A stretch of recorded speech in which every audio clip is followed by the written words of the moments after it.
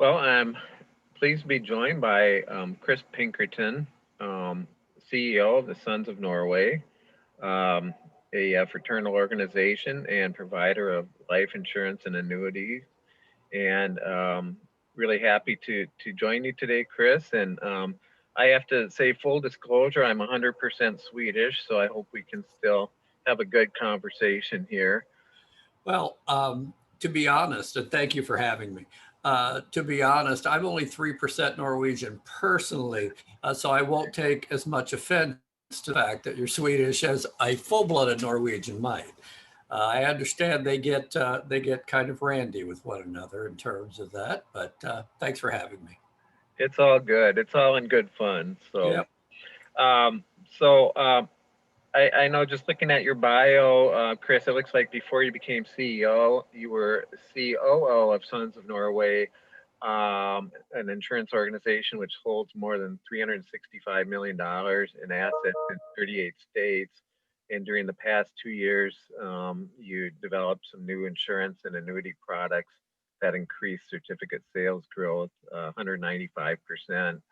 Um, so I wonder if you could just back up a little bit and give us a little bit of an overview of Sons of Norway and sort of what your mission is and how long you've been around and Sure. that sort of thing.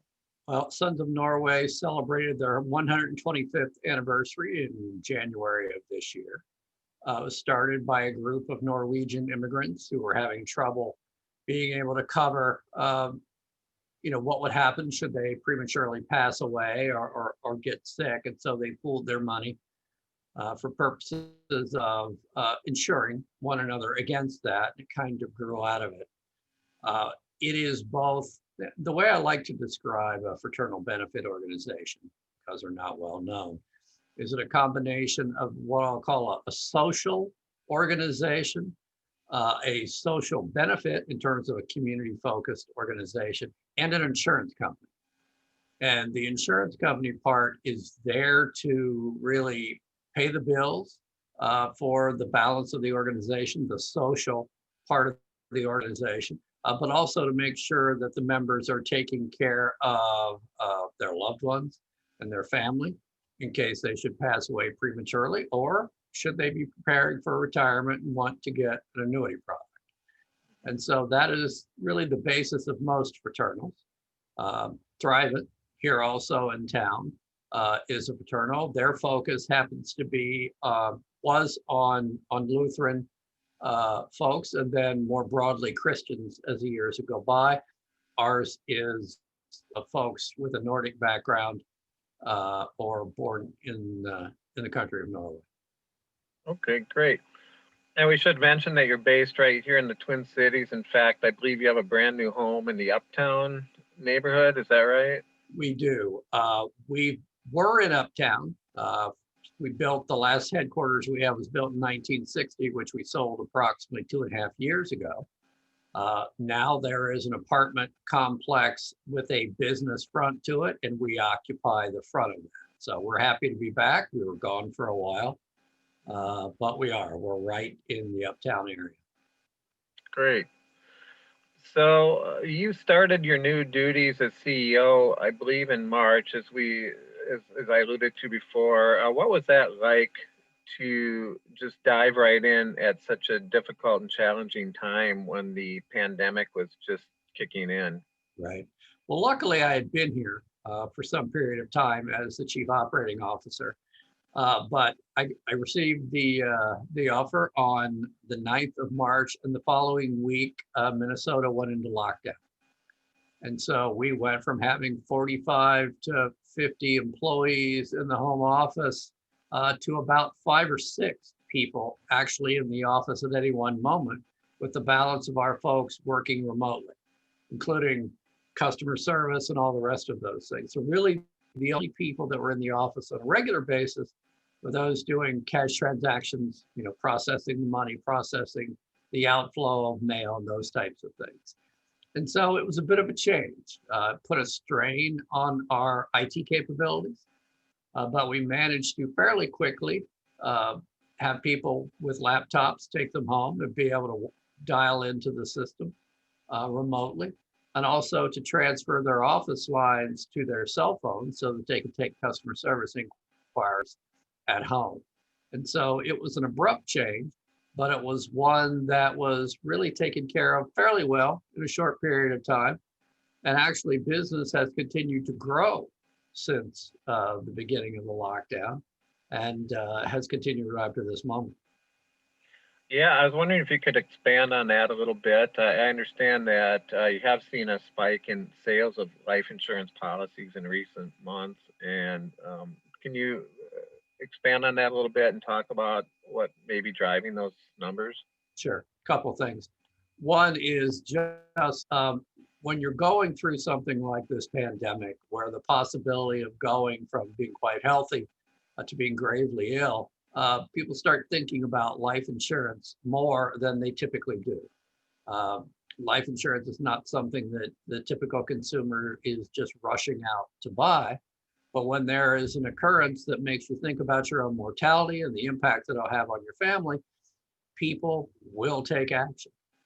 And the reason that we were able to grow during this time, there are a couple of good ones. One, we enable the insurance agents to be able to meet with their clients without doing it face to face. They could do it over a Zoom call, such as this, and we could actually take the application electronically and they could submit it to us so that we could get that process started. So there wasn't the typical requirement you have to sit down face to face and go through it. And so we enabled the process to be easy even during COVID. Secondly, over the last year and a half, we've developed products that are either guaranteed issue or simplified issue. And so it doesn't require a doctor's exam and other things. So when you take that type of product with that process, it enables you to respond to the demand. And we've had a lot more of it. It's grown this year from maybe 200 policies in a month to well over 4, and it's still growing. Hmm. And what's your forecast for 2021? Do you see continued growth or? I do. I think even if we get COVID under control, and Lord knows I hope we do, I think people have gotten used to dealing electronically and on Zoom calls with things like financial services. And so I think that type of thing will continue.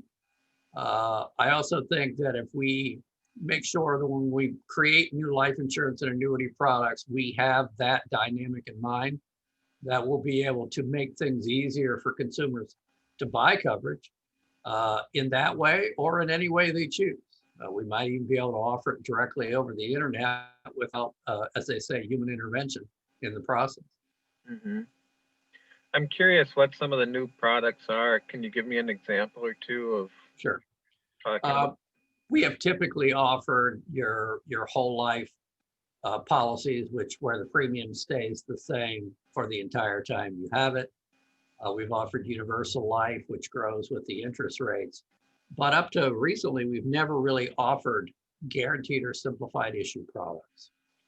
A guaranteed issue life insurance product says that if you apply for it and you pass away for any reason, if it's within the first 2 years, we will return to you your premium as well as interest. But if it's after the 2 years, we will pay the full death benefit to you for any reason.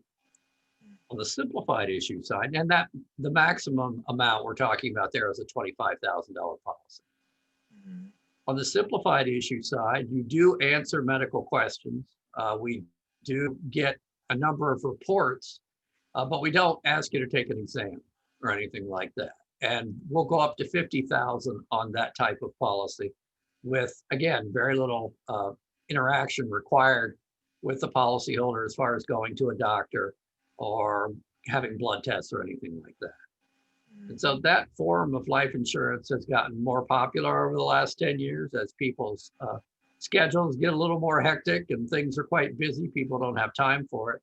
And so this enables them to gain the life insurance they need, but still not have to dedicate a lot of time to it. And for us, it's been quite a boon to our sales.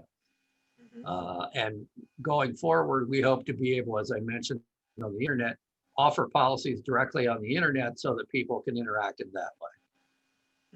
Okay. And circling back to your new headquarters there in Uptown, is it kind of lonely there right now? Or are most people working from home still, or what's the feeling like there? Yeah, it is a little lonely here. It's not as lonely as it was in, say, the March through May timeframe. We're probably up to about 15 people that will be working in the office on any one day. Building set up really for 50 or 60.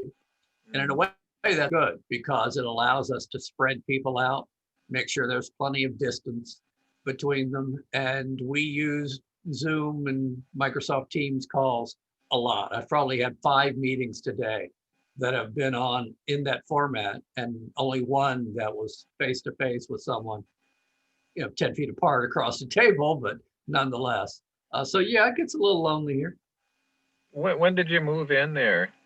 Late June, early July of this year. Okay. So we were gone about 2 years. Okay. Is there still construction going on around there? It seems we've finally gotten it to the point where there aren't as many trucks around us and other things. And so I think they're pretty much done. The apartment complex is leasing, and there are tenants in there now. And we have tenants also moving into the businesses next door to us. So things are picking up a little bit. Okay. What do you like about that location? There's an energy you get from being downtown. For 2 years, we were out closer to Lake Minnetonka on a suburban basis, and it was great. But you don't have the opportunity to have people be able to duck in if they're working downtown and be able to talk about something. And so there is an energy that comes from being downtown that I did miss when we moved away. Okay. Yeah, it's more convenient for a lot of different things. Yeah, a lot of transit options and Absolutely. things like that. So, what else is on your plate right now? Are you looking at any legislative initiatives or anything like that? Nothing seems to be on the horizon for right now. I think COVID has occupied the mind of a lot of legislators in addition to all the consumers that are out there. I think what we're looking forward to doing is, again, trying to make it easier to do business with us, trying to help our lodges, because as I said, we're also a social organization.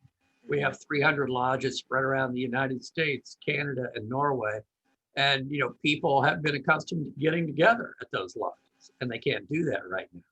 And so we've tried to facilitate or help them facilitate the process of getting together via Zoom or other ways, because there's a whole social network of people that are connected that run the risk of being disconnected because of all that's going on. As a matter of fact, because many of them are older, they're more at risk for being disconnected. And so we try to help them get accustomed to the technology that will enable them to talk, providing topics and education and those types of things that they can talk about, and basically just maintain some sort of a social contact. Yeah. Well, hopefully by the time Sitende Mai rolls around next year, we'll be in a better position to gather and enjoy each other's company. Yeah, keep a good thought. So, Chris, is there anything else you'd like to say before I let you go? It's been a fun conversation. It has. It's important. I think the people in the United States, around the world, are really not so much getting used to this, but finding ways to work around it. And it's certainly something that we've done as well. If you had told me after 1 week of being CEO that I'd see the vast majority of the people working from home, and that we would be able to not only continue to do business, but grow, I would have been shocked. And as good of experience as it has been to find a way to kind of master that, I don't wish 2020 on anybody. Yeah. Again.